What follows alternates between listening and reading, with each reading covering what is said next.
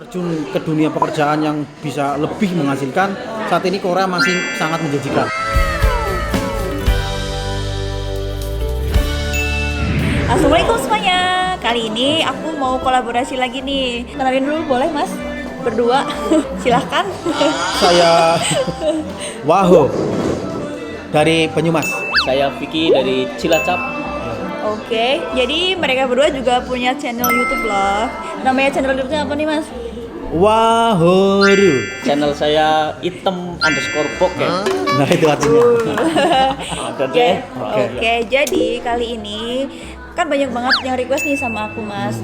Kak, gimana sih proses kerja ke Korea? Banyak yang komen channel YouTube, inbox Instagram, komen di Instagram. Cuman aku tuh jujur belum sempat balesin ya, karena kita bertiga sama-sama bekerja di Korea nih kan pasti tahu lah ya proses kerja ke Korea.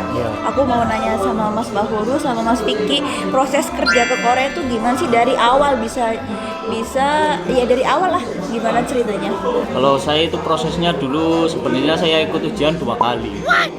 Ujian 2 kali. Yang pertama itu nggak lulus karena gitu. apa? Kacau listeningnya itu kan ada 2 jenis itu.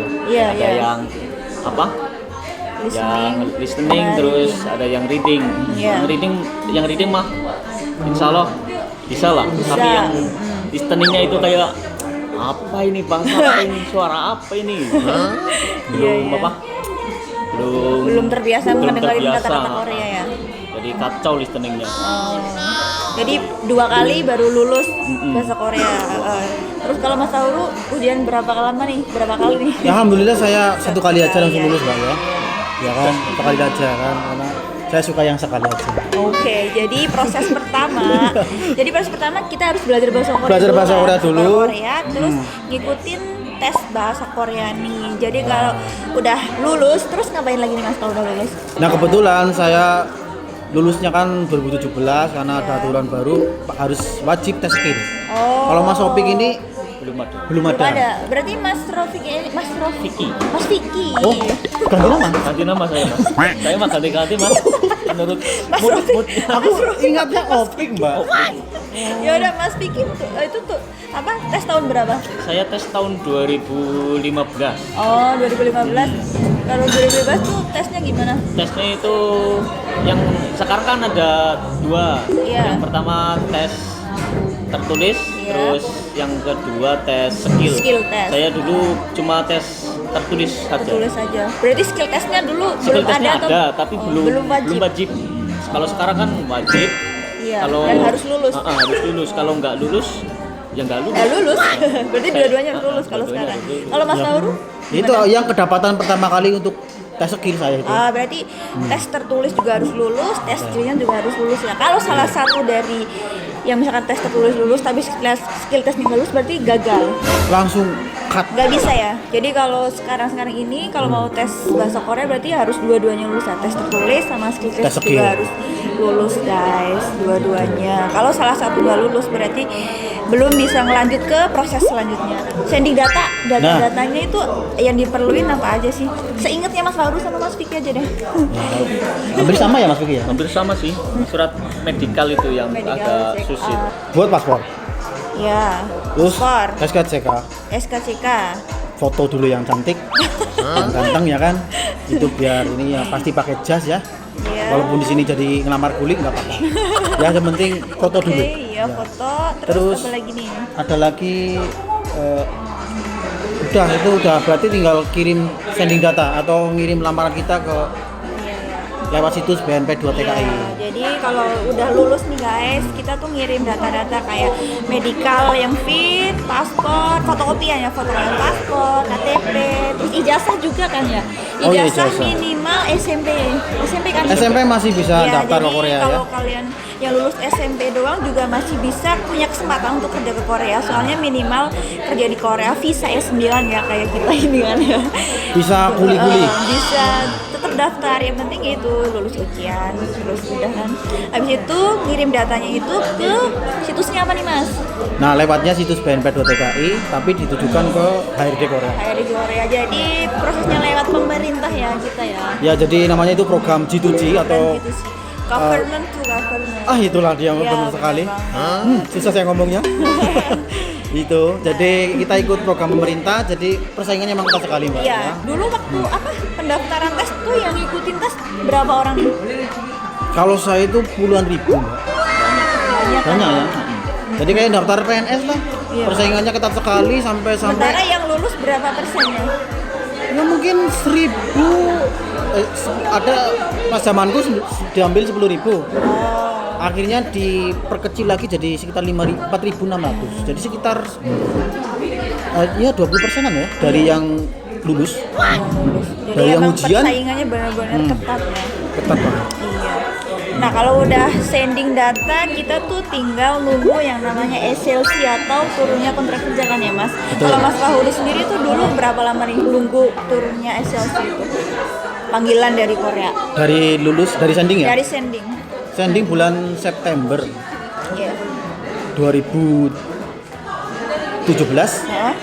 Saya dapat SLC bulan Februari 2018. Berarti berapa bulan tuh?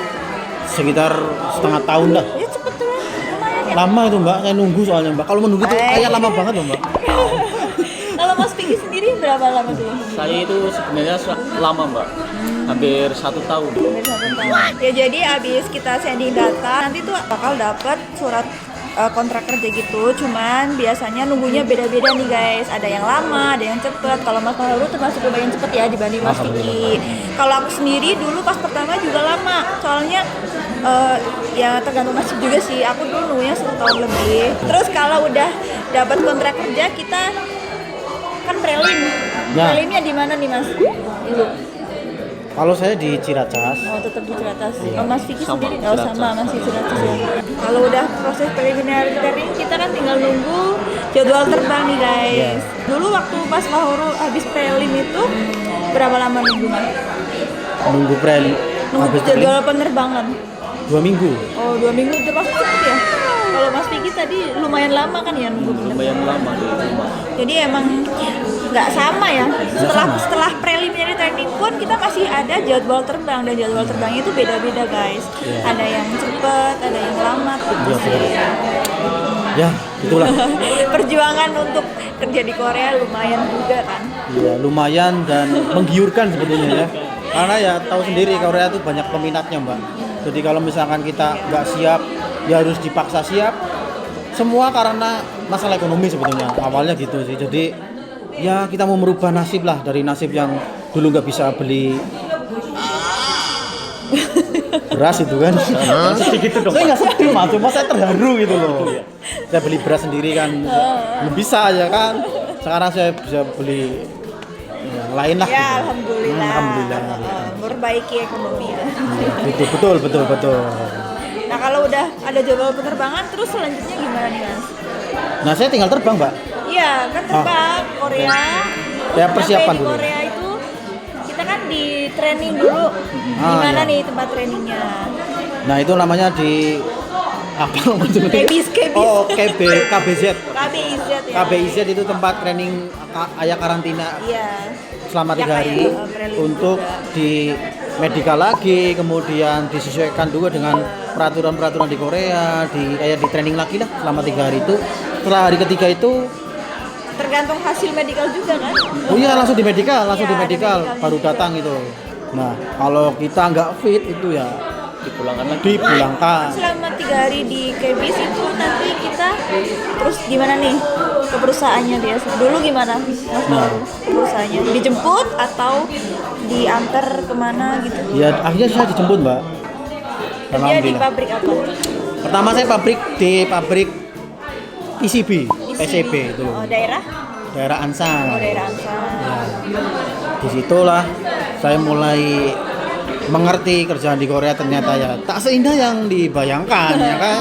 Walaupun kelihatannya santai dan bisa dinikmati, ternyata ya banyak hal yang perlu dipelajari, adaptasi dan penting itu. Kalau Mas Vicky sendiri dulu pertama kerja di pabrik apa? Daerah mana? Saya kerja di pabrik satchul, plastik. Plastik, injeksi Tombol-tombol yang ada di mobil itu, yang ngecat, saya yang ngecat gitu, terus ada yang di laser gitu. Ya jadi kayak gitu tadi proses kerja ke Korea nih. Intinya nih yang pertama belajar bahasa Korea ya. Belajar bahasa Korea. Kalau misalnya pengen di LPK cari LPK yang bagus. Terus yang kedua harus lulus ujian bahasa Korea ya Mas. Harus ujian bahasa Korea. Setelah itu proses selanjutnya ada proses sending data ya Mas. Untuk syarat-syaratnya kalian tuh bisa cek di BNP2TKI di sini nanti situsnya. Terus kalau udah sending data yang keempat itu apa Mas? SLC. Nunggu SLC. SLC. Jadi sending data habis itu SLC atau turunnya kontrak kerja. Kalau udah turun SLC ini kita tuh langsung ke proses preliminary training ya atau proses ya mau penerbangan gitu kan. Persiapan penerbangan. Cuman di antara kelima proses ini yang paling lama itu nunggu SLC ya Mas. Iya itu benar. Bisa tahunan. Bisa bertahun-tahun. Begitu. Nah, ada cepat juga sih, tapi ya kebanyakan lama sih. Iya, kebanyakan lama nggak hitungan ya. Tergantung nasib Dan rezeki masing-masing. Iya. Terus setelah itu udah preliminary berarti yang keenam tuh proses penerbangan. Iya, Penerbangan. Habis itu kalau udah sampai Korea ada lagi proses preliminary juga kayak preliminary training ya di gedung KBIZ selama kurang lebih 3 hari. Nah kalau udah melewati proses itu semua nanti kita baru terjun kita baru terjun ke dunia yang bekerja di Korea gitulah ya. Siap-siap memulai. Harus siap-siap mental ya, fisik semua harus siapin ya Mas. Iya betul. Pesannya apa nih Mas buat teman-teman yang pengen kerja di Korea nih dari Mas Fahrul sama Mas Vicky apa nih? Kalau saya sih kalau mau ke Korea yang pertama itu niat. Ya. Niat. Kalau niatnya bekerja sampai sini kan serius gitu loh. Kan ada kalau mau ke Korea cuma ikut-ikut teman gitu loh. Jadi sampai sini mentalnya nggak kuat, jadi pulang lagi.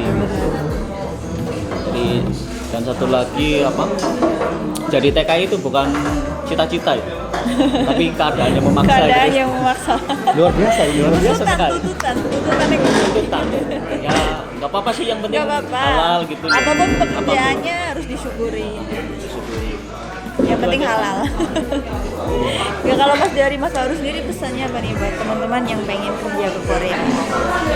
Ya, satu bagi teman-teman yang mau merubah sedikit ekonomi lebih baik masih muda, datanglah ikut daftar Korea aja. Karena dari sini saya juga merasakan agak sedikit terlambat. Ternyata saya baru bangun secara ekonomi karena di Korea ini. Jadi saya sadarnya telat.